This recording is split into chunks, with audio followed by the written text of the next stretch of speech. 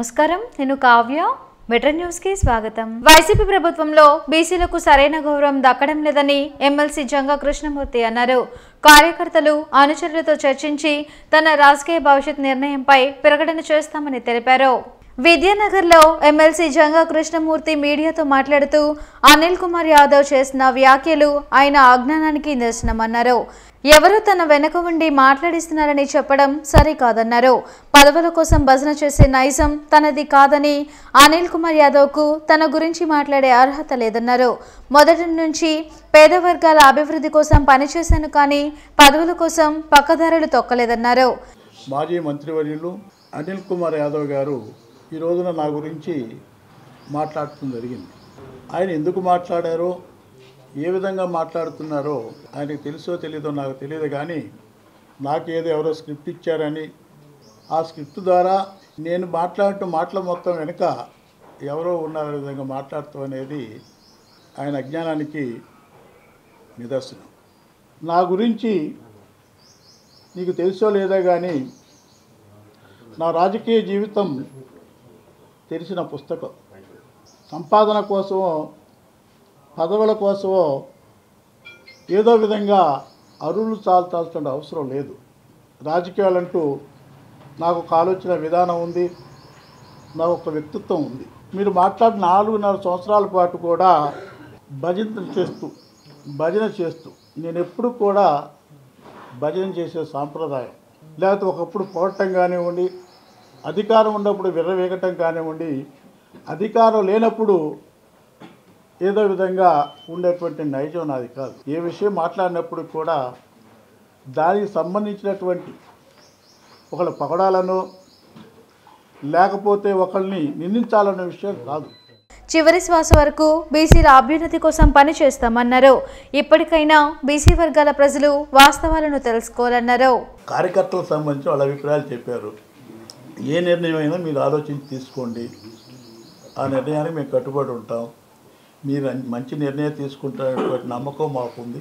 ఆ నిర్ణయాల ప్రకారం మనం ప్రయాణం చేద్దాం విధంగా అత్యధికంగా నాకు ఆ విషయం చెప్పారు. కాబట్టి ఇంకా కొత్తగా నిర్ణయం తీసుకొని టైం తీసుకొని ప్రముఖ జర్నలిస్ట్ నార్ల వెంకటేశ్వరరావు పురస్కార ప్రదానోత్సవ సభ ఈ నెల 18వ తేదీన నిర్వహించనున్నట్లు ఎమ్మెల్సీ లక్ష్మణరావు, మాజీ మంత్రి డోకా మాణిక్యవరప్రసాద్ తెలిపారు.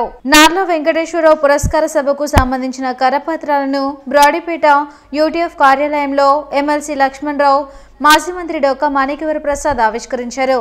బిఆర్ అంబేద్కర్, జాషువా పూలే పెరియాల్ లిటరేచర్ ఫౌండేషన్ ఆధ్వర్యంలో బ్రాడీపేటలోని సిపిఎం కార్యాలయంలో జరగనున్న కార్యక్రమంలో ప్రముఖ జర్నలిస్ట్ సాయినాథ్కు నార్ల వెంకటేశ్వరరావు పురస్కారాన్ని అందించనున్నట్లు తెలిపారు. పురస్కార సభలో ప్రతి ఒక్కరూ పాల్గొని పత్రికల విలువలు, సమాజం మార్పుపై చర్చించాల్సిన అవసరం ఉందన్నారు. కార్యక్రమంలో విల్సన్, జయసుధ తదితరులు పాల్గొన్నారు. డాక్టర్ బిఆర్ అంబేద్కర్, పూలే, జాషువా పెరియాల్ లిటరేచర్ ఫౌండేషన్ ఆధ్వర్యంలో ప్రముఖ పాత్రికేయులు నార్ల వెంకటేశ్వరరావు పురస్కార ప్రదానోత్సవ సభ ఈ నెల 18వ తేదీ ఆదివారం సాయంత్రం 5 గంటలకి బ్రాడీపేటలో ఉన్నటువంటి ఈ గుర్రం జాషువా ప్రాంగణంలో హాల్లో జరగబోతా ఉంది. నార్ల వెంకటేశ్వరరావు మనందరికీ తెలిసిన తెలుగు జాతి గర్వించదగ్గ గొప్ప పాత్రికేయుడు ఆయన. ఈ సంవత్సరం ఆయన పేరుతో ఉన్న ఈ పురస్కారాన్ని ప్రముఖ జర్నలిస్టు శ్రీ పాలగుమ్మి సాయినాథ్కి అందజేయబోతా ఉన్నారు. తెలుగు పత్రికా రంగంలో విశేష అనుభవం ఉన్న వ్యక్తి, సంచలనాలకు పెద్ద ప్రతీకైనటువంటి నార్ల వెంకటేశ్వరరావు గారు తెలుగు పత్రికా రంగాన్ని ఒక కుదిపి ముందుకు తీసుకెళ్లిన వ్యక్తి, నిజాయితీకి, నిష్పక్షపాతానికి నిలువెత్తు అద్దం నార్ల వెంకటేశ్వరరావు గారు. అలాంటి గొప్ప జర్నలిస్ట్ యొక్క భావాలు, ఆయన ఆలోచనలు, వాళ్ళ నిష్పక్షపాతికత ఇలాంటి అన్నీ కూడా ఈరోజు చాలా అవసరమై ఉన్నాయి. వాటి విలువలకు ప్రతీకగా ఆ అవార్డుని పాలగుమ్మి సాయినాథ్ గారు, ఆయన కూడా అలాంటి వారసత్వం కలిగిన వ్యక్తి, చాలా పేదల పక్షాన నిలబడి వాస్తవాలని సమాజానికి తెలియజేస్తూ ఉన్నటువంటి జర్నలిస్ట్ ఆయన. రామన్ మెగసే అవార్డు కూడా అందుకున్నటువంటి వ్యక్తి, అత్యున్నత జర్నలిస్ట్గా ఆయనకు చాలా గౌరవం ఉంది సమాజంలో. అలాంటి గొప్ప జర్నలిస్ట్కి నార్ల వెంకటేశ్వర గారు అవార్డు ఇవ్వడం చాలా గొప్ప విషయం. దాన్ని కార్యక్రమం నిర్వహిస్తున్నందుకు ఈ సంస్థని అభినందిస్తూ ప్రజా వ్యతిరేక భూమి హక్కు చట్టంను తక్షణమే రద్దు చేయాలని జిల్లా కోర్టు ఎదుట గుంటూరు తూర్పు టీడీపీ లీగల్ సెల్ ఆధ్వర్యంలో ధర్నా కార్యక్రమం జరిగింది. గత 44 రోజులుగా రిలే నిరాహార దీక్షలు చేపడుతున్న ప్రభుత్వం స్పందించకపోవడం సిగ్గుచేటని గుంటూరు తూర్పు నియోజకవర్గం ఇన్ఛార్జ్ మహమ్మద్ నసీర్ అన్నారు. ప్రజా వ్యతిరేక భూమి హక్కు చట్టం రద్దు చేసేదాకా మా వంతు సహాయం చేస్తామని హామీ ఇచ్చారు. తెలుగుదేశం పార్టీ అధికారంలోకి రాగానే ఇటువంటి చీకటి జీవులను రద్దు చేస్తామని తెలిపారు. సంఘీభావంగా గుంటూరు బార్ అసోసియేషన్ అధ్యక్షులు కెవి సురేష్, ప్రధాన కార్యదర్శి వంశీకృష్ణ, ఇతర న్యాయవాదులు పాల్గొన్నారు. గత 44 రోజుల నుండి నూతనంగా ఆంధ్రప్రదేశ్ ప్రభుత్వం ప్రవేశపెట్టినటువంటి ఏపీ ల్యాండ్ టైటిలింగ్ యాక్ట్ గురించి అపోజ్ చేస్తూ నిరసన కార్యక్రమాన్ని ముందుకు తీసుకుని వెళ్తున్నటువంటి బార్ అసోసియేషన్ మీరు చేస్తున్నటువంటి ప్రయత్నం ఏదో ఒక లాయర్ వృత్తికో లేకపోతే బార్ అసోసియేషన్ సంబంధించినటువంటి ఉద్యమంగా కాకుండా సామాన్య ప్రజల హక్కుల్ని కాపాడేటువంటి ఒక ఉద్యమం. భారతదేశ రాజ్యాంగాన్ని కాపాడుకునేటువంటి క్రమంలో మీరు చేస్తున్నటువంటి పోరాటంగా నేను భావిస్తా ఉన్నా. ఏదైతే ల్యాండ్ టైటిలింగ్ యాక్ట్ ఉందో మీరు ఎటువంటి ఉద్యమాలు తీసుకున్నా ఈ ల్యాండ్ టైటిలింగ్ యాక్ట్ను తీసేసే వరకు నల్ల చట్టాలను ప్రవేశపెట్టేటువంటి ఘనత ఈరోజు ఉన్నటువంటి ప్రభుత్వానిదని నేను నమ్ముతా. తప్పకుండా ప్రజల ఆశీస్సుల్లో రాబోయేటువంటి ప్రభుత్వం తెలుగుదేశం పార్టీ ప్రభుత్వంలో ఇటువంటి జీవోల్ని రద్దు చేస్తామని చెప్పి మా నాయకుడు గతంలోనే చెప్పారు. దానికి కట్టుబడి ఉంటాం. ఫిరంగిపురం మండలం రేపూడి గ్రామంలో ఫిబ్రవరి 15వ తేదీన జరిగే వాలంటీర్లకు వందనం కార్యక్రమంలో ముఖ్యమంత్రి వైఎస్ జగన్మోహన్ రెడ్డి పాల్గొంటున్న నేపథ్యంలో అక్కడ ఏర్పాట్లను జిల్లా కలెక్టర్ ఎం వేణుగోపాల్ రెడ్డి, జిల్లా ఎస్పీ తుషార్ దూడి ఇతర అధికారులతో కలిసి ఏర్పాట్లను పరిశీలించారు. రేపూడిలో పిఎంసి ఇంజనీరింగ్ కళాశాల ఎదురుగా ఉన్న సభా ప్రాంగణంలో వేదిక, గ్యాలరీలను పరిశీలించారు. వివిఐపీలకు, ప్రజలకు ఎలాంటి అసౌకర్యం కలిగించకూడదని అధికారులను ఆదేశించారు. కేంద్ర ప్రభుత్వ విధానాలకు వ్యతిరేకంగా ఈ నెల 16వ తేదీన జరిగే గ్రామీణ పారిశ్రామిక బంద్ను జయప్రదం చేయాలని కిసాన్ మోర్చా కార్మిక సంఘాల నాయకులు పిలుపునిచ్చారు. బ్రాడీపేట సిపిఎం కార్యాలయంలో కార్మిక సంఘాల నాయకులు మీడియాతో మాట్లాడుతూ బంద్ రోజున శంకరవిల సెంటర్లోని బిఎస్ఎన్ఎల్ కార్యాలయాన్ని ముట్టడించనున్నట్లు చెప్పారు. మోడీ ఇచ్చిన హామీలను అమలు చేయడంతో పాటు ప్రభుత్వ రంగ సంస్థలను ప్రైవేట్ పరం చేయడాన్ని వ్యతిరేకిస్తూ బంద్ జరుగుతుందన్నారు. ఆశా వర్కర్లు, అసంఘటిత కార్మికులకు 26,000 రూపాయల కనీస వేతనం ఇవ్వడంతో పాటు కాంట్రాక్ట్ అవుట్సోర్సింగ్ విధానాన్ని రద్దు చేయాలని డిమాండ్ చేశారు. కార్యక్రమంలో ముత్యాలరావు, మేడ హనుమంతరావు, ఎన్వి కృష్ణ తదితరులు పాల్గొన్నారు. కార్మిక ప్రజా వ్యతిరేక విధానాలకు నిరసనగా ఈ నెల 16వ తేదీన దేశవ్యాప్తంగా గ్రామీణ బంద్, అలాగే ట్రాన్స్పోర్ట్ బంద్, కార్మికుల సమ్మె కార్యక్రమం నిర్వహించాలని చెప్పేసి కేంద్ర కార్మిక సంఘాలు, రైతు సంఘాలు నిర్ణయించడం జరిగింది. దానిలో భాగంగా గుంటూరు నగరంలో 16వ తేదీన శంకర్లాస్ నుంచి కేంద్ర ప్రభుత్వ రంగ సంస్థ బిఎస్ఎన్ఎల్ వరకు ర్యాలీగా వెళ్ళి బిఎస్ఎన్ఎల్ ఆఫీస్ ముందు నిరసన తెలియజేయడం జరుగుతుంది. ఏదైతే రైతులకు ఇచ్చిన హామీలు ఉన్నాయో కనీస మద్దతు ధరకి చట్టం చేస్తామని చెప్పేసి హామీ ఇవ్వడం జరిగింది. ఈ హామీలు అమలు చేయాలని చెప్పేసి, అట్లాగే ప్రభుత్వ రంగ సంస్థల్ని ప్రైవేటీకరించవద్దని చెప్పేసి, కేంద్ర ప్రభుత్వ సంస్థల్లో ఖాళీగా ఉన్నటువంటి పోస్టులు భర్తీ చేయాలని తదితర డిమాండ్స్ తోటి 16వ తేదీన దేశవ్యాప్తంగా ఈ కార్యక్రమం నిర్వహించడం జరుగుతుంది.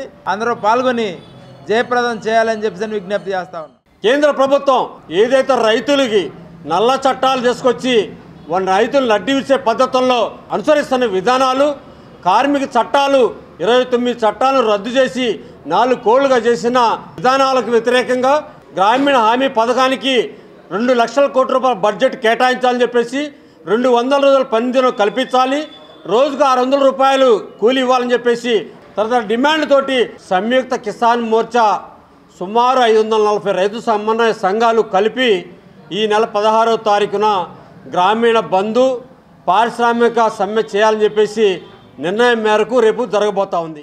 ఇటీవల విడుదలైన జేఈఈ మెయిన్స్ ఫలితాల్లో ఎస్ఆర్ జూనియర్ కళాశాల విద్యార్థులు విజయకేతనం ఎగురవేశారు. బృందావన్ గార్డెన్స్ లోని ఎస్ఆర్ జూనియర్ కళాశాలలో ఉత్తమ ర్యాంకులు సాధించిన విద్యార్థుల వివరాలను జిఎం రాజేంద్ర ప్రసాద్, ఏజీఎం గోవర్ధన్ రెడ్డి వెల్లడించారు. జేఈఈ మొదటి సెషన్ ఫలితాల్లో చెన్నకేశవ రెడ్డి అనే విద్యార్థి 99.47 పాయింట్లను సాధించినట్లు తెలిపారు. 20 మందికి పైగా విద్యార్థులు 99 పాయింట్లు, 25 మందికి పైగా విద్యార్థులు 90 పాయింట్లను సాధించినట్లు తెలిపారు. విద్యార్థుల పట్టుదల, తల్లిదండ్రుల ప్రోత్సాహం, సిబ్బంది కృషితోనే తమ విద్యార్థులు మెరుగైన ర్యాంకులను సాధించగలిగారన్నారు. 2024 జేఈ మెయిన్స్ సెషన్ 1 ఫలితాలు NTA national testing agency release చేయడం జరిగింది.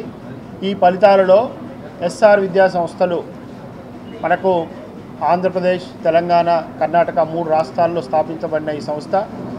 ఆంధ్రప్రదేశ్లో ఎస్ఆర్ విద్యా సంస్థలు మార్కుల విభాగంగా చూస్తే 295 అంటే 300 మార్కులకు గాను 99.99%తో మరియు గుంటూరులో 2వ బ్యాచ్ ఫలితాల్లోనే ఈ అద్భుతమైన ఫలితాలు 99.43తో చెన్నకేశ్వరరెడ్డి, మన 99.07తో యోగి అభిలాష్ అని ఈ వీళ్ళే కాకుండా 99.8 పైగా 8 మంది విద్యార్థులు, 99.7 పైగా. అంటే ఈరోజు ఫలితాలు చూస్తే నిజంగా చాలా అద్భుతంగా విద్యార్థుల యొక్క ప్రతిభ, మా అధ్యాపక బృందం యొక్క పట్టుదల ప్లస్ వారి యొక్క కృషి, మా ఉపాధ్యాయుల పట్టుదలతో పాటు మా తల్లిదండ్రుల ప్రోత్సాహం, వారి యొక్క ప్రోత్సాహం, విద్యార్థుల యొక్క ప్రతి ఒక్కరి కృషితోటే ఈ ఫలితాలు సాధ్యమవుతాయి. ఈరోజు ప్రకటించినటువంటి జేఈ మెయిన్స్ మొదటి సెషన్ ఫలితాలలో ఎస్ఆర్ విద్యా సంస్థలు జాతీయ స్థాయిలో అత్యుత్తమమైనటువంటి ఫలితాలు సాధించింది. 99.99%తో బెస్ట్ రిజల్ట్తో పాటు 99 and above percentiles almost 21 members పిల్లలకు రావడం జరిగింది. స్థాపించిన 3వ సంవత్సరంలో అంటే 2వ బ్యాచ్లోనే గుంటూరులో మాపై నమ్మకం ఉంచినటువంటి తల్లిదండ్రులకు, విద్యార్థులకు మాపైన ఎట్లాంటి ఆశలు పెట్టుకున్నారో, ఎట్లాంటి నమ్మకం పెట్టుకున్నారో దాన్ని మేము వమ్ము చేయకుండా చాలా అత్యుత్తమమైనటువంటి ఫలితాలను ఇక్కడ ఇవ్వడం జరిగింది. జేఈఈ మెయిన్స్ ఫలితాల్లో ఆకాష్ జూనియర్ కళాశాల విద్యార్థులు ఘన విజయం సాధించారు. అమరావతి రోడ్లోని ఆకాష్ జూనియర్ కళాశాలలో ఉత్తమ ర్యాంకులు సాధించిన విద్యార్థుల వివరాలను branch manager Mahendra, academic dean Murthy వెల్లడించారు. జేఈఈ మెయిన్స్ ఫస్ట్ సెషన్లో రిషి శేఖర్ అనే విద్యార్థి 300 మార్కులకు గాను 300 మార్కులతో ఆల్ ఇండియా ఫస్ట్ ర్యాంక్ సాధించినట్లు తెలిపారు. రాష్ట్ర వ్యాప్తంగా 15 మంది ఆకాష్ జూనియర్ కళాశాల విద్యార్థులు 100 పాయింట్లను సాధించి మొదటి స్థానంలో నిలిచారన్నారు. ఈ సందర్భంగా ఉత్తమ ర్యాంకులను సాధించిన విద్యార్థులను Aakash branch manager Mahendra, academic team Murthy అభినందించారు. విడుదలైన జేఈఈ మెయిన్స్ రిజల్ట్స్లో ఆకాష్ స్టూడెంట్స్ ఎక్సలెంట్ రిజల్ట్స్ వచ్చినాయి అని చెప్పడానికి we are very happy for that. మొత్తం 10 లక్షల మంది స్టూడెంట్స్ రాసిన ఎగ్జామ్లో ఆకాష్ స్టూడెంటు, మా హైదరాబాద్ స్టూడెంటు 100% సాధించి 300కి 300 మార్క్స్ సాధించి it is a proud moment for Aakash, all Aakashians. అదొక్కటే కాకుండా 15 మంది స్టూడెంట్స్కి 100% మార్క్స్ వచ్చినాయి. మన ఏపీ రీజియన్ నుంచి 15 మంది 100% స్కోర్ సాధించారు. ఇది మాకు చాలా హ్యాపీ మూమెంట్. అలానే రాబోయే రోజుల్లో ఇంకా మంచి రిజల్ట్స్ మేము సంపాదించబోతున్నాము. We are happy for that. It is a celebration moment for Aakash. So మనకు ఇండియాలోనే 322 బ్రాంచెస్ ఉన్నాయి. సో దీంట్లోనూ మనము వన్ ఆఫ్ ద ఉన్న వెరీ గుడ్ బ్రాంచ్ వచ్చేసి గుంటూరు. సో ఇందులో మనకు సౌత్ రీజన్కి వచ్చేపాటికి మనకి ఏపీ లెవెల్లో మొత్తానికి 15 ర్యాంక్స్ అనేది అంటే 100% మనం సాధించాం. సో మీరు కూడాను మన గుంటూరు వాస్తవ్యులకు అంతకు ఇది ఒక శుభవార్త. మన గుంటూరులో మన ఆకాష్ ఇక్కడ ఉంది. మీరు కూడా మీ పిల్లల్ని ఒక మంచిగా ర్యాంకు సంపాదించాలన్నా ఒక జేఈ మెయిన్స్ అవని, నీట్ అవని 100% మనం ఎంకరేజ్ చేస్తాము. మీకు అందరికీ ర్యాంక్స్ వచ్చేలాగా మనం చూస్తాము. వితౌట్ ప్రెషర్ మేము ఇక్కడ ఉన్నాము. మీకు అందరికీ మంచిగా నేర్పించడానికి, మీరు మంచిగా ర్యాంక్ కొట్టడానికి మన గుంటూరులో మన ఆకాష్ ఇన్స్టిట్యూట్ ఉండడం వల్ల మనం ఎంతో అదృష్టవంతులం. కలుషిత నీరు కారణంగా డయేరియా బారిన పడి మృతి చెందిన బాధితుల కుటుంబాలకు రాష్ట్ర ప్రభుత్వం 50 లక్షల రూపాయల నష్టపరిహారం ఇవ్వాలని TDP general secretary Fakruddin Arif demand చేశారు. కలుషిత త్రాగునీటి కారణంగా డయేరియా బారిన పడి జీజీహెచ్లో చికిత్స పొందుతున్న బాధితులను ఫకరుద్దీన్ ఆరిఫ్ పరామర్శించారు. మున్సిపల్ కార్పొరేషన్ అధికారుల నిర్లక్ష్యం కారణంగానే నగరంలోని ప్రజలు డయేరియా బారిన పడి మృతి చెందారని ఆరోపించారు. దీనికి ప్రభుత్వం పూర్తి బాధ్యత వహిస్తూ బాధ్యులపై చర్యలు తీసుకోవాలని డిమాండ్ చేశారు. డయేరియాతో మృతి చెందిన వారికి 50 లక్షల రూపాయల నష్టపరిహారాన్ని చెల్లించాలని డిమాండ్ చేశారు. కార్యక్రమంలో తూర్పు నియోజకవర్గ టీడీపీ నాయకులు, కార్యకర్తలు పాల్గొన్నారు. గుంటూరు ఈస్ట్ నుంచి లాస్ట్ గత 15-20 రోజుల నుంచి 142 మంది 142 మెంబర్స్ ఈ వాటర్ పొల్యూటెడ్ అయిపోయి అక్కడ లోకల్గా గుంటూరు 1లో కొన్ని శారదా కాలనీ కానీ 2-3 కాలనీస్లో వాటర్ అంతా పొల్యూటెడ్ అయిపోయి అక్కడ అంటే కొన్ని సంవత్సరాల నుంచి కూడా గవర్నమెంట్ అక్కడ ట్యాంకులు కానీ ఏ విధంగా క్లీన్ చేసే పరిస్థితి లేదు. సో ఆ వాటర్ ప్రెషర్ వల్ల హాస్పిటల్లో 142 మంది జాయిన్ అయ్యారు. గవర్నమెంట్ వాళ్ళు వాళ్ళ పనులు కరెక్ట్గా చేస్తే ఇవాళ ఈ పరిస్థితి వచ్చింది. సో గవర్నమెంట్ బాధ్యత తీసుకోవాలి. ఈ 142 మంది వాళ్ళ హాస్పిటల్లో ఉన్నారు. దాంట్లో 42 మెంబర్స్ డిశ్చార్జ్ అయ్యారు. ఒక మనిషి ప్రాణం పోయినారు. అంటే ప్రాణానికి విలువ లేదు ఈ గవర్నమెంట్లో. ఈ తెలుగుదేశం పార్టీ తరఫున మేము డిమాండ్ చేస్తున్నాం. అక్కడ జరిగిన వాటర్ ఏదైతే ఉందో ప్రాబ్లం సార్ట్అవుట్ చేయాలో, ఎవరైతే చనిపోయారో దాన్ని ఇమీడియట్లీ వాళ్ళకు ఆ చనిపోయిన కుటుంబాన్ని కూడా కలుస్తాము. వాళ్ళకి ఇమీడియట్లీ జగన్ ప్రభుత్వం 55 లక్షల రూపాయల నష్టపరిహారాన్ని చెల్లించాలి.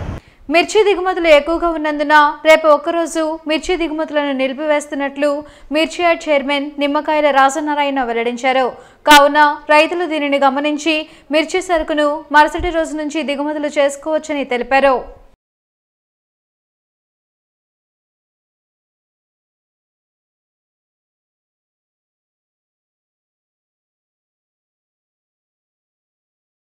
ఈ వార్తలు ఇంతటితో సమాప్తం. నమస్కారం.